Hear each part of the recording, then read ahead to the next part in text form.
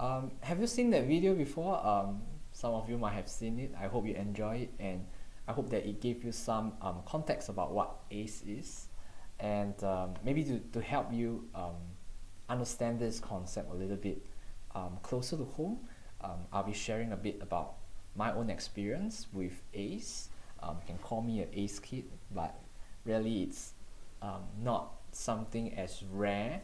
It's really quite common and prevalent. Of course, in USA, you have 1 in 10 children who has ACE, whether it's some kind of dysfunction or neglect or abuse.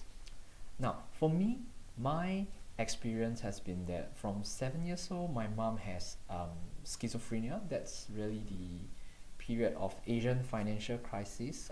I don't know if you're born then, but that was a very difficult period for the country and for my family. I think things weren't the best situation. So my mom was taking care of her health, my dad was taking care of the family finances, and guess what? Nobody has time to take care of me. So I kind of have to take care of myself, learn to be independent, and make sense of what's right and what's wrong.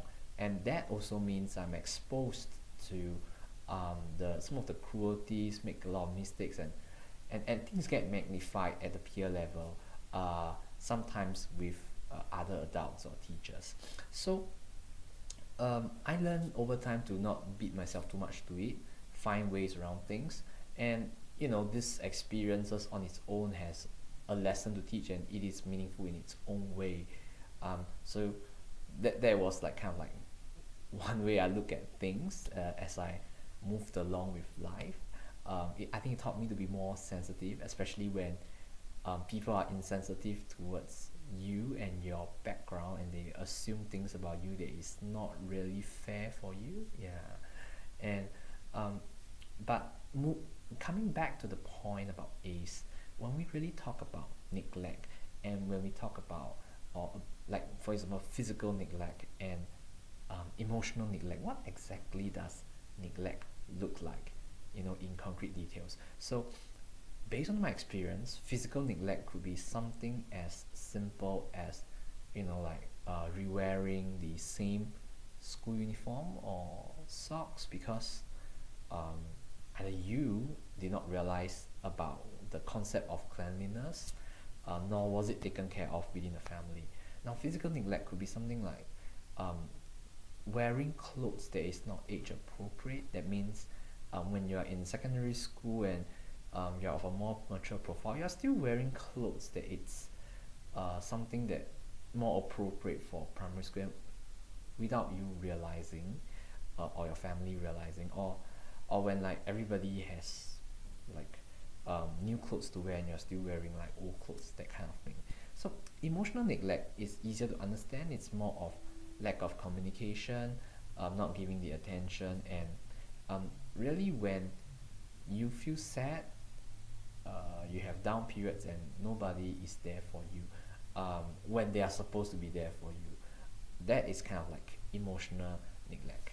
Now, I want to just touch on one more point, which is that this issue of emotional neglect is not something that is just strictly for, let's say, only child. If the family has a few siblings, research do show that amongst the siblings, they are very sensitive to whether the parent is giving equal undivided attention to all siblings.